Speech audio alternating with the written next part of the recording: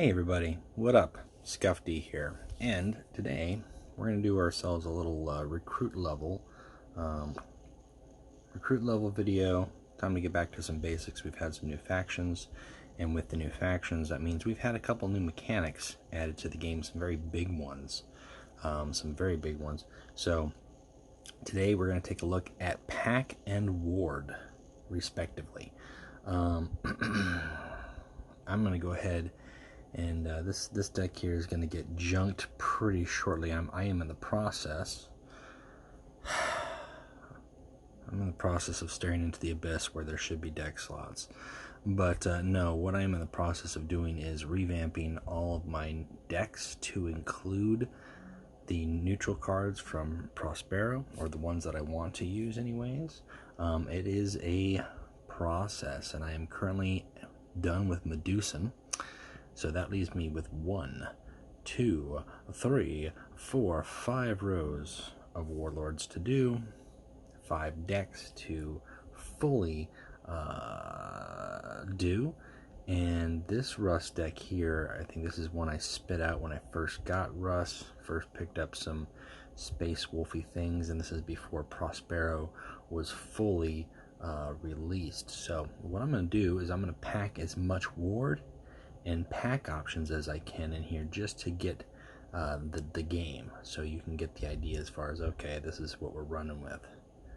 This is what it looks like. So hopefully we can see as many opportunities to see how they work. Now, obviously, Lehman Russ.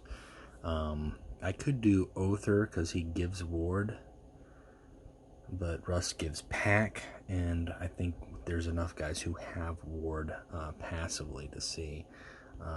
Go ahead. With pack, you want to have flanks, you want to have fasts. That really helps trigger those things.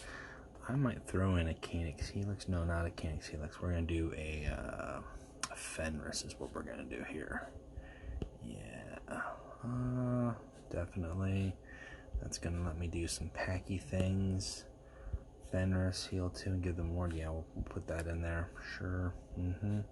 There's no rhyme or reason here with this deck. We're just looking at what gives me pack, what gives me ward, and we want to see these things in action. Definitely always want some niciness. Good closer. Another 2 flanks. We're not doing any neutrals here with this baby. This is all straight Space Wolves. It's just going to be a practice thing against the bots, so we'll see how well that fares. You know what? Let's do some direct damage here. Never a bad thing, because you never know what the bot is going to throw at you. And there you go. All right. Tons of pack, tons of ward. Just to show how it works, how it triggers, and let's do it. Let's throw that out there. So, what is pack? If you haven't seen the Space Wolf, this is going to be a relatively short game with Karn. If you haven't seen the Space Wolf card by card, go back, check it out. What pack is? Pack triggers each time a friendly unit attacks, whether that's a warlord or a troop. Now, every time a unit attacks. So if you have 3 or 4 units able to attack in a turn, that pack option is going to trigger from that unit 3 or 4 times in a turn. We'll go ahead and throw it out. Now, this guy's got ward. Now, we're not going to be able to show what ward does other than the graphics here that you're seeing, the little circle of runes encircling him. We can't see what the other opponent has, but ward protects him from being targeted by tactics or abilities. He'll take random pings from the Karn ability, but he cannot be directly attacked or targeted by like a seek and destroy or something like that. However, he could play a Sedition's Gate.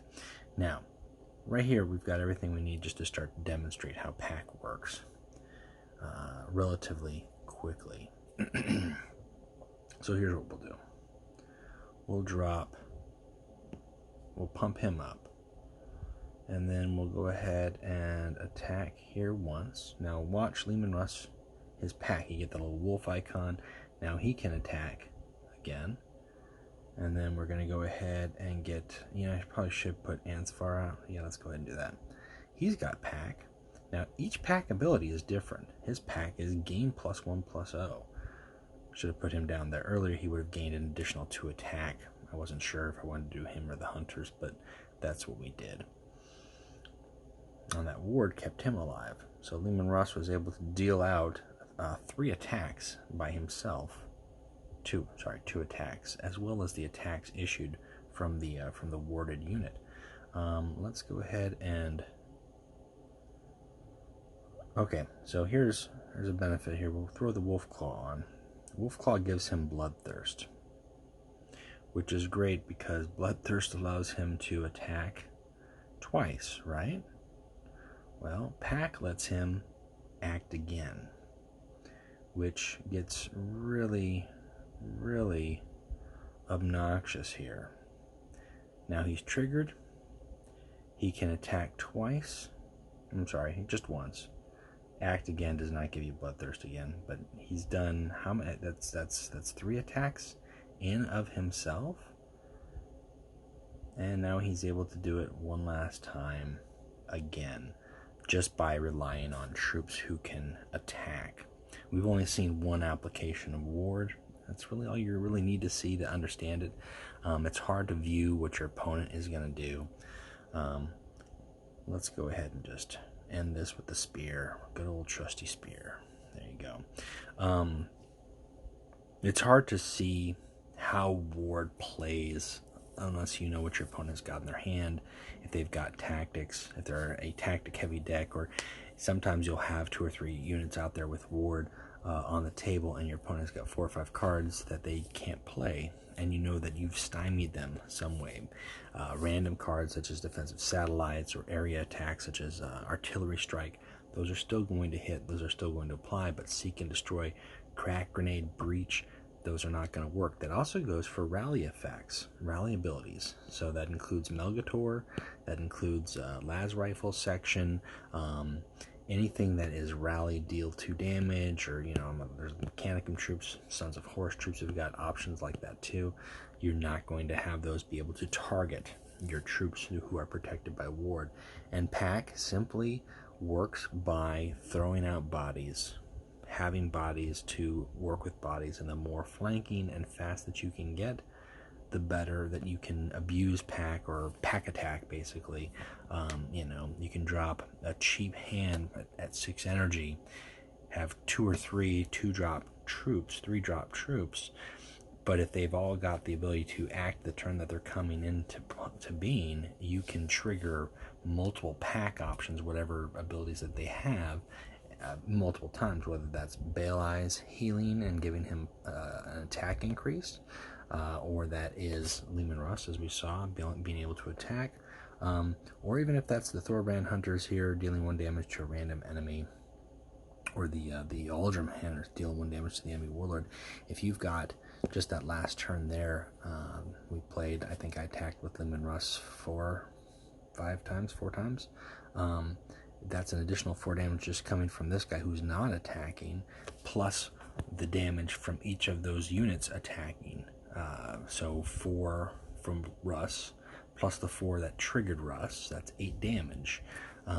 Just coming from him, stacking up. It's just they are all the wolves descend. So very powerful. If you tie your deck right and you synergize right and you play right. So how do you fight Pack? How do you fight ward? Those are 2 important things to think about.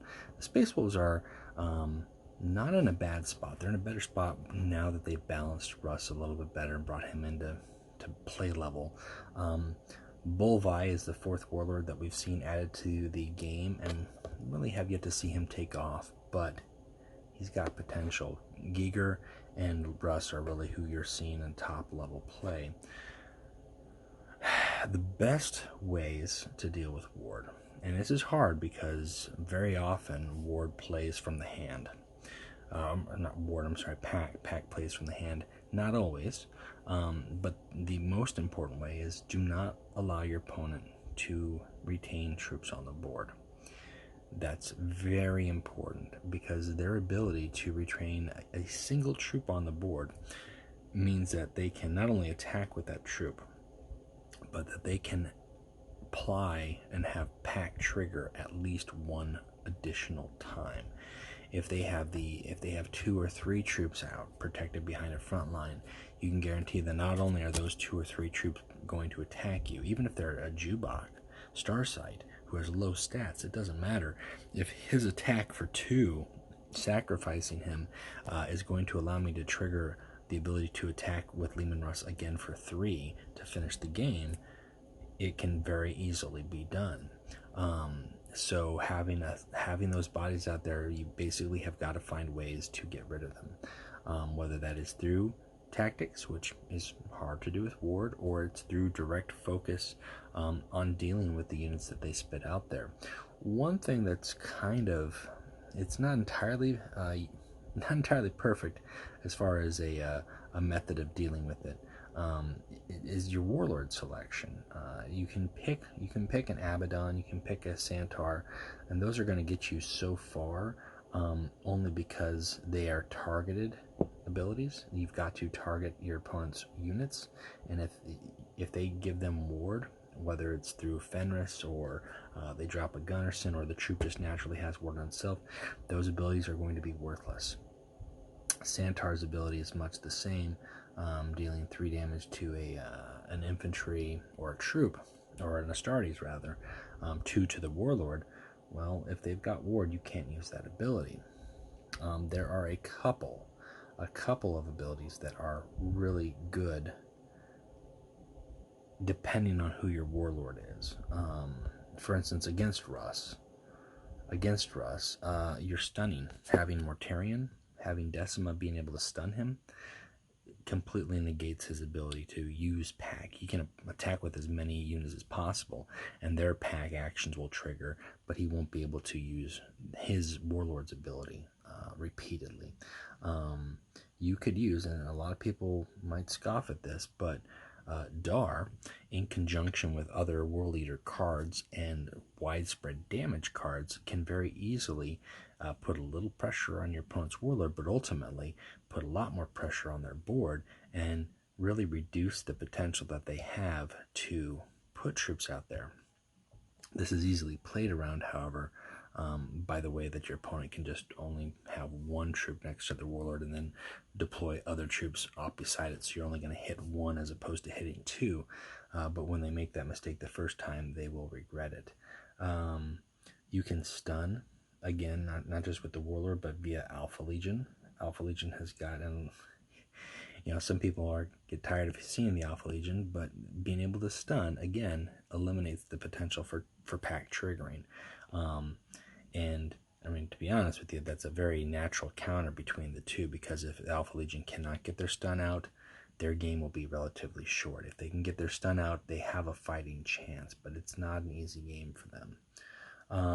You can go into stealth mode, whether that is through Korax, using a Korax ability or an Icona Shuriken ability to go into stealth and not be attackable.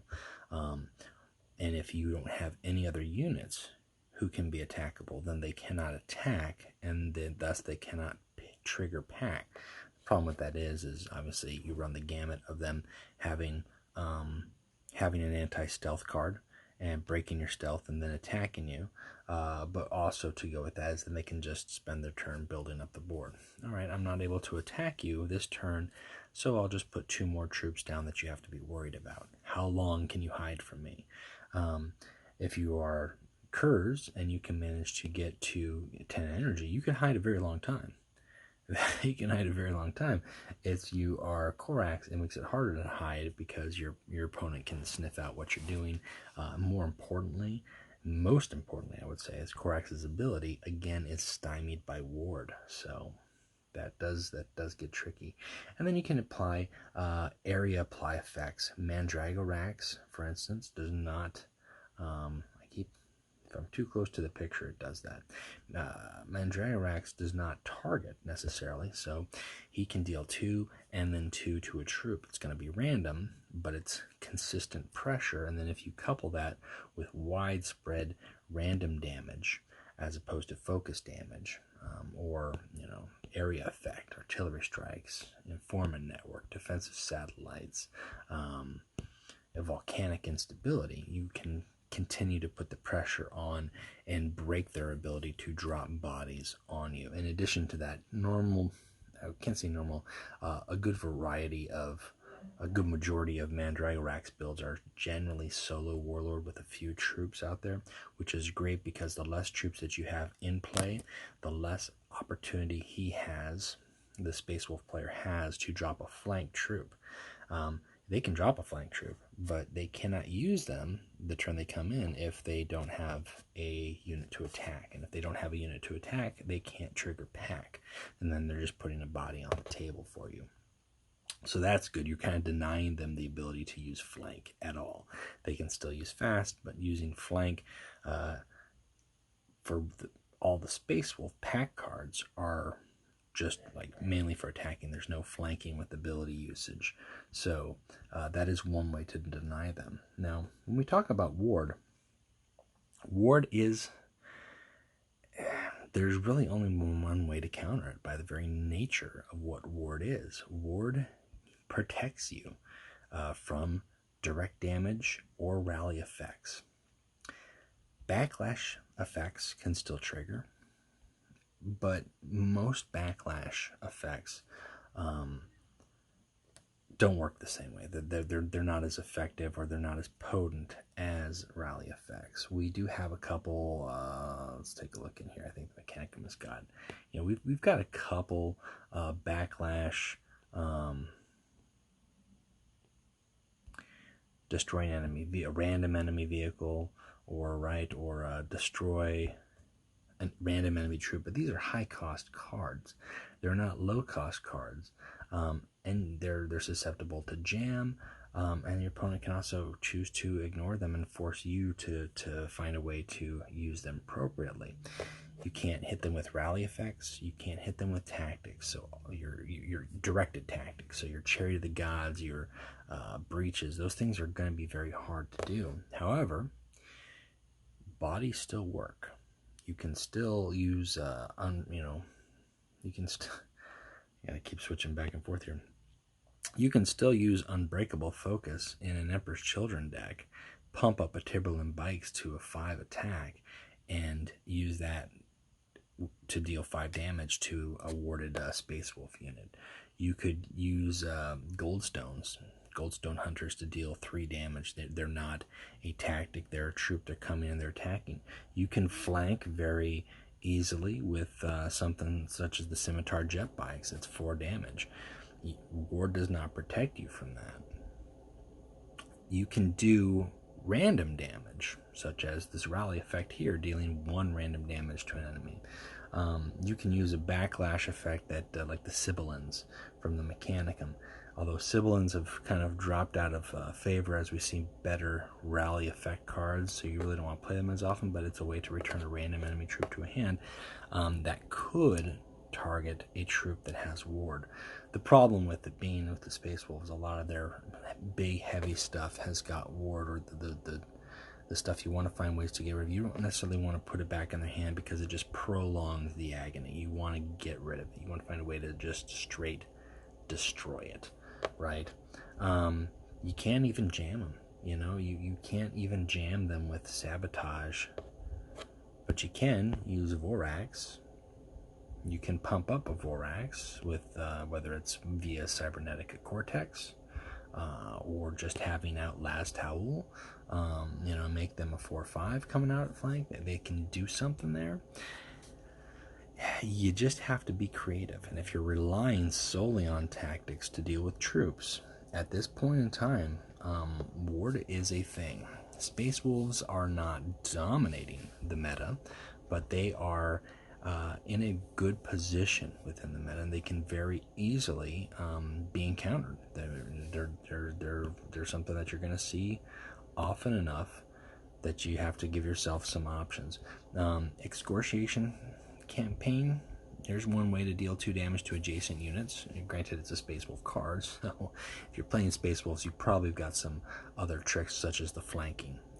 Space Wolf on Space Wolf action, you're really going to delve on who can buff their guys and who can flank faster. That's really what's going to come down to. And those games, those games can be nasty. So that's it. That's you've seen how pack works. You've seen the best that you can see how ward works.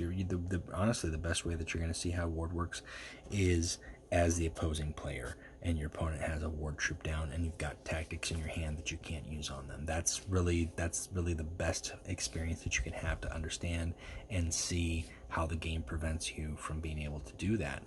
But hopefully, by taking a look at that and understanding how they work, and taking a look at some of the ideas on how to fight them, how to prepare against them, keep those in mind, because those are very important. And pack is exclusive to the Space Wolves, and I think given the icon that's on there, I think it's going to remain exclusive to the Space Wolves.